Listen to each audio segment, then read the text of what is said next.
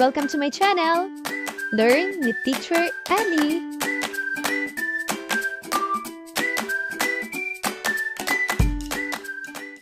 Grade 3, Good Manners and Right Conduct, Quarter 1, Week 5, Day 3. Ang ating tatalakayin ay mga sariling pagkilos na may paggalang sa Diyos. Layunin, na ilalapat ang mga pagkilos na nagpapakita ng paggalang sa Diyos at naiuugnay na ang mga sariling pagkilos na may paggalang sa Diyos ay tanda ng pagkilala at pagmamahal sa Kanya at ito ay nagdudulot ng pagkakaroon ng mabuting asal. Tingnan ang larawan sa ibaba. Alin sa mga ito ang nagpapakita ng paggalang sa Diyos?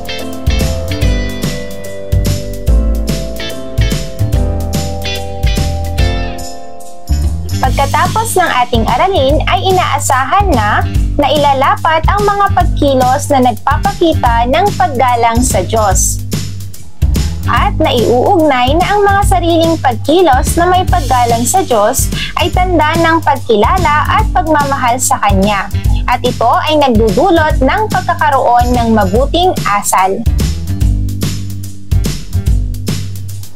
May panibago tayong gawain sa araw na ito. Nais kong humanda ang lahat at maging masaya na may mabuting puso. Handa na ba ang lahat? Ang gawain natin ngayon ay pinamagatang hagdan ng kaalaman.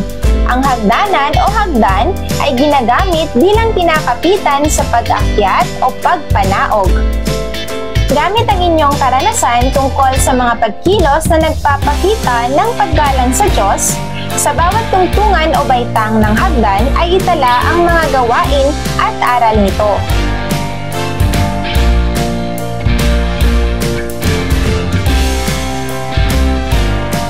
Ngayon naman ay gamitin ang chart sa ibaba. Magkaroon ng bahagihan sa inyong pangkat. Magtalaga ng tagapagsalita na magbabahagi sa buong klase ng inyong talakayan.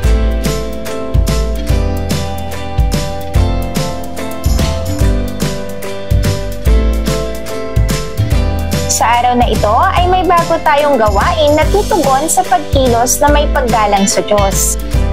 Lagyan ng check ang kahon kung ang pahayag ay tama at X kung hindi.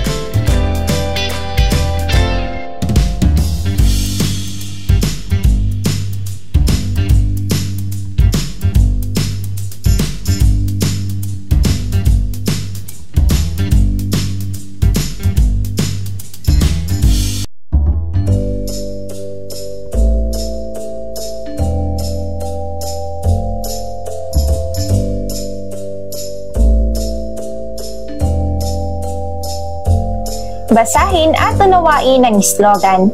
Ang paggalang sa Diyos ay nagdudulot ng mabuting gawi at pagmamahal na lubos. Mga bata, ano ang isinasaad ng slogan? Magbigay ng mga kaugalian sa pagpapahayag ng iyong pananalig.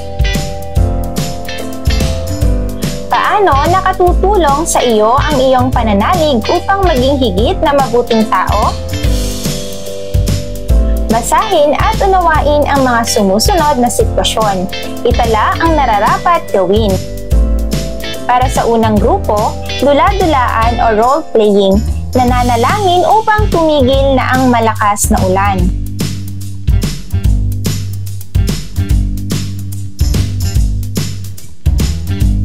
Ikalawang grupo, lumikha ng panalangin, pagdarasal upang gumaling ang may mga sakit.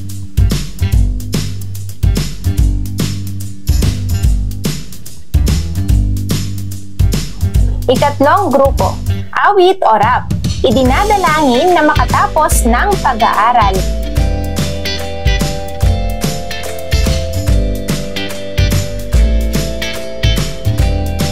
Ikaapat na grupo, pagbabalita, nananampalataya sa Diyos na gabayan sa lahat ng pagkakataon.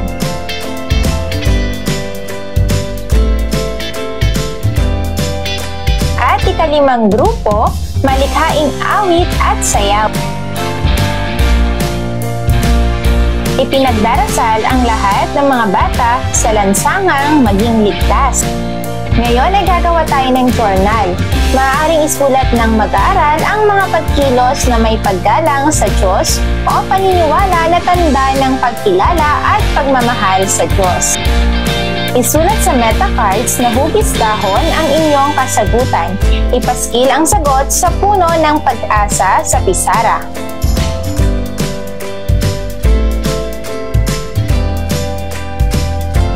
Gamit ang Venn diagram, ay iugnay ang mga sariling pagkilos na may paggalang sa Diyos na tanda ng pagkilala at pagmamahal sa Kanya na nagdudulot ng pagkakaroon ng mabuting asal.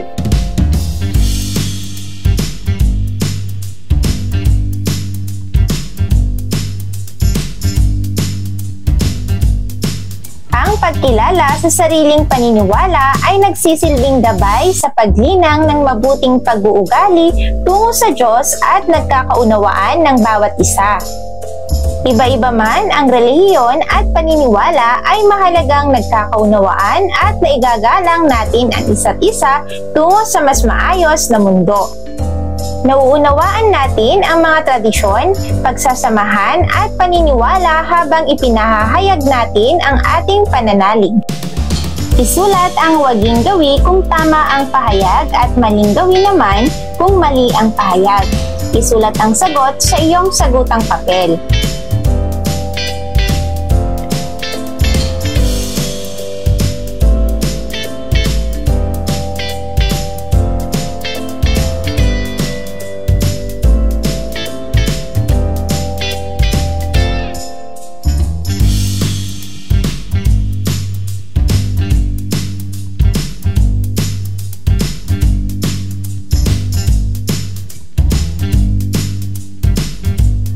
Gumawa ng isang liham.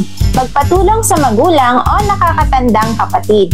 Pumili ka ng isa sa mga kaklase mo na nais mong padalhan ng iyong liham.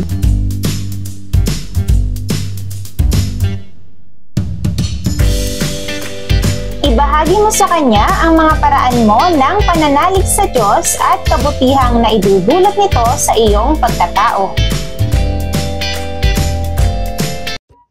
Thank you for watching! Also, don't forget to like, share, subscribe, and click the notification bell for you to be updated on our latest videos.